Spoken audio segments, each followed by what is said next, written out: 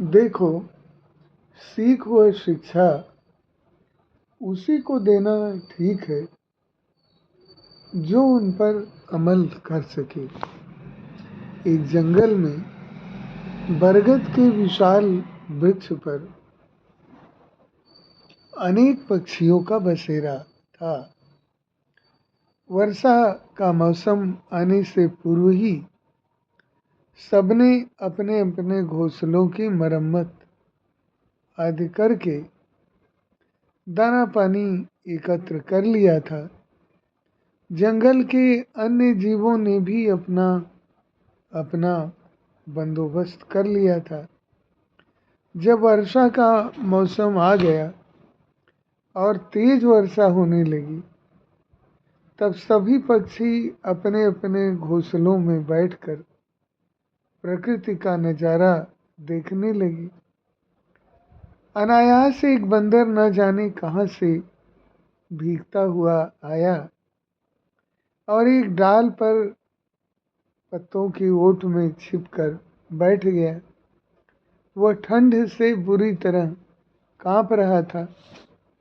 वृक्ष के पक्षियों को उस पर दया आ गई, लेकिन उनके घोंसलों में इतनी जगह कहाँ थी कि उसे पनाह दे सके।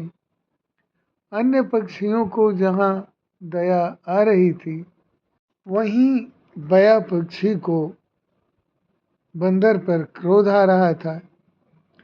आखिर जब उससे रहा नहीं गया तो बोली, बंदर भैया, हम पक्षियों को देखो, हमें भगवान ने हाथ नहीं दिए, तब भी हमने अपने अपने घोंसले बना रखे हैं।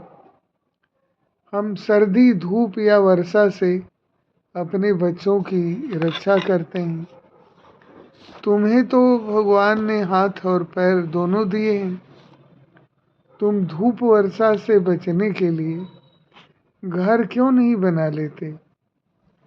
क्यों सारे दिन उधम मचाते रहते हो और इस तरह नंग धिड़ंग घूमने में तुम्हें शर्म भी नहीं आती?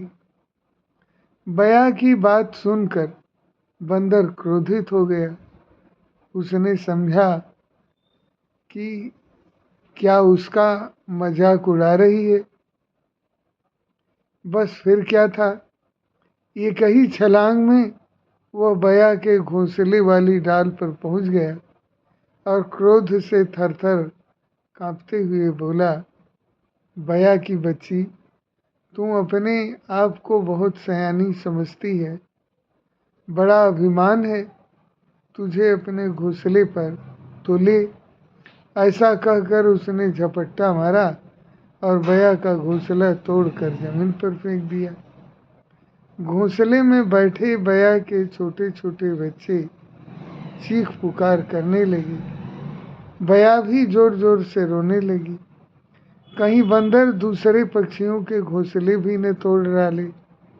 यही सोचकर सभी पक्षी अपने अपने घोंसलों से निकल आए और हमला करके बंदर को वहाँ से बहुत दूर भगा दिया। इसीलिए कहा गया है कि सीख और शिक्षा उसी को देना ठीक है जो उस पर अमल कर सके। मूर्ख को शिक्षा देने का कोई लाभ नहीं, क्योंकि वह तो अपने ही धुन में रहता है।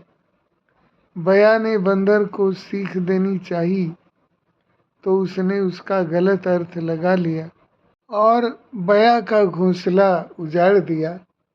अतः सामने वाले का स्वभाव देखकर ही कुछ कहना चाहिए।